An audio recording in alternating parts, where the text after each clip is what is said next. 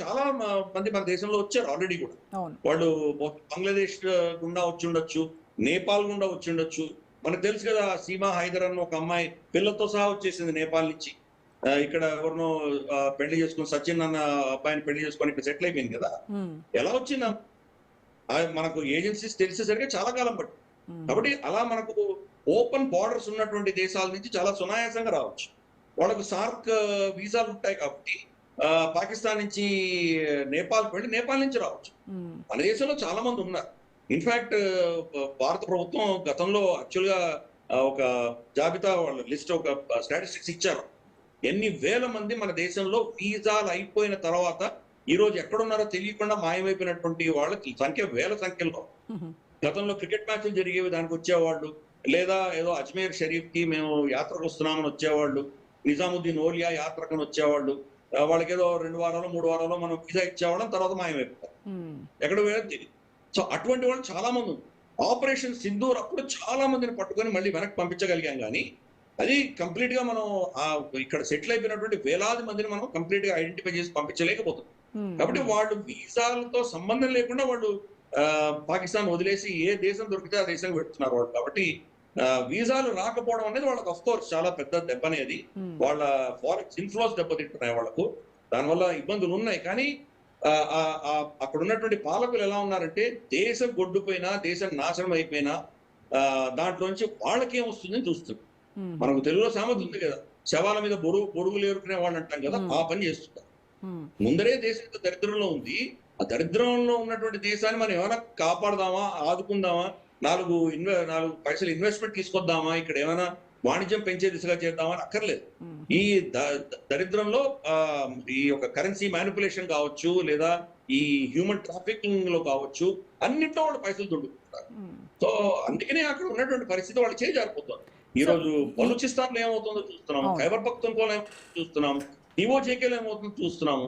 ఒకప్పుడు పీఓజేకే భారతదేశానికి వ్యతిరేకంగా పాకిస్తాన్‌కి వాళ్ళు వెన్నెముకగా నిలబడినటువంటి ప్రాంతమే కదా! హ్మ్. ఎంతమంది అక్కడి నుంచి ఉగ్రవాదులు మన దేశంలో వచ్చి పోరాటం చేసి ఇక్కడ చనిపోయారు. వాళ్ళకు గన్నులిచ్చారు అప్పుడు. వాళ్ళనందరినీ ట్రైనింగ్ ఇచ్చి పంపించారు వాళ్ళు పీఓజేకే వ్యక్తులందరినీ. హ్మ్. ఎవరినైతే మన భారత పౌరులు అనుకుంటున్నామో, వాళ్ళు భారతదేశానికి హిందువులకు వ్యతిరేకంగా ఎంత విధ్వంసం సృష్టించారు వాళ్ళు గతంలో. కరెక్ట్. ఈరోజు వాళ్ళనే టెర్రరిస్టులు అంటున్నారు. ఎందుకు? వాళ్ళ మౌలికమైనటువంటి అవసరాలు తీర్చలేనటువంటి పరిస్థితుల్లో ఈరోజు వాళ్ళ కేంద్ర ప్రభుత్వం ఉంది కాబట్టి. హ్మ్. హ్మ్. వాళ్ళకి ఆహారం లేదు. వాళ్ళకు పిల్లలకి పాలు ఇవ్వట్లేదు. చిన్న చిన్న పిల్లలు ఏడుస్తున్నారు నాకు పాలు కావాలని. ట్రక్కులు ఆపేస్తున్నారు. హ్మ్. మొత్తం ఉన్నటువంటి ఆ దేశంలో ఉన్నటువంటి ప్రొడక్షన్ అంతా కూడాను వాళ్ళ సైన్యము, తర్వాత వాళ్ళ బ్యూరోక్రసీ, వాళ్ళ పొలిటీషియన్స్ తీసేసుకుంటున్నారు. వాళ్ళ వీడియోస్ కూడా చూస్తే గాని చాలా విడ్డూరంగా ఉంటాయి. హ్మ్. నేను పరాటా తినను అంటుంది ఒక అమ్మాయి. అమ్మాయి చాలా హై సొసైటీ నుంచి వస్తుంది. ఆ అమ్మాయి తినేటువంటి స్టఫ్ అంతా కూడా అమెరికా, యూకే తయారయ్యేటువంటి స్టఫ్ తింటూ ఉంటుంది. అంటే ఎంత పేదరికం ఉందో అంత విచ్చలవిడితనం కూడా ఆ దేశంలో ఉంది. యాహ్! సో ఒక వర్గం వచ్చేసి బాగా దీన్ని సంపాదించుకుంటున్నాయి. విపరీతంగా వాళ్ళు వేల కోట్ల రూపాయలు దండుకుంటున్నారు. హ్మ్. మిగతా సమాజం అంతా కూడా అధపాతాళంలో ఉంది. సో ఓవరాల్‌గా ఎలక్ట్రిసిటీ ఈ పాకిస్తాన్ దేశపు అప్రతిష్ట ఏదైతే ఉందో, దిగజారుతున్నటువంటి వీళ్ళ ప్రతిష్ట ఏదైతే ఉందో, ఇది ప్రపంచవ్యాప్తంగా అందరికీ తెలిసిపోయి అన్ని దేశాలు ఇప్పుడు యూఏఈ కావచ్చు, సౌదీ కావచ్చు, యూరప్ కావచ్చు, ఆఫ్రికా కావచ్చు, భారత్ కావచ్చు, ఇవన్నీ కూడా వీసాలు ఇంకా కఠినతరం చేస్తే, నిబంధనలు ఇంకా స్ట్రిక్ట్‌గా చేస్తే గనక అది ఇప్పటికే అధపాతాళంలో ఉన్న ఆర్థిక వ్యవస్థతో అతలాకుతలమవుతున్నటువంటి పాకిస్తాన్ ప్రభుత్వానికి ఇంకా తీవ్ర నష్టం వాటిల్లేటువంటి ప్రమాదం లేదంటారా? తప్పకుండా ఉందమ్మా. ప్రభుత్వం చాలా కష్టపడుతుంది. ఆ ప్రభుత్వం నష్టపోతుంది. ఆ ప్రజలు నష్టపోతారు. హ్మ్. కానీ ఆ ప్రభుత్వాన్ని నడిపిస్తున్నటువంటి శక్తులు దానివల్ల లాభపడతారు. కరెక్ట్. ఆ దేశ దరిద్రం ఆధారంగా వాళ్ళు లాభపడతారు. మొన్న ఆపరేషన్ సింధూర్‌లో మనం వెళ్లి వాళ్ళని చావచితక బాదాం. అవునా? వాళ్ళకి కనీసం అంటే ఒక 10, 15 బిలియన్ డాలర్ల నష్టం వాళ్ళకు ఇచ్చాం మనం. వాళ్ళ ఎయిర్ బేస్‌లన్నీ నష్టమైనయి. వాళ్ళ హ్యాంగర్‌లన్నీ నష్టమైనయి. కానీ అసీం మునీర్ ఫీల్డ్ మార్షల్ అయిపోయాడు.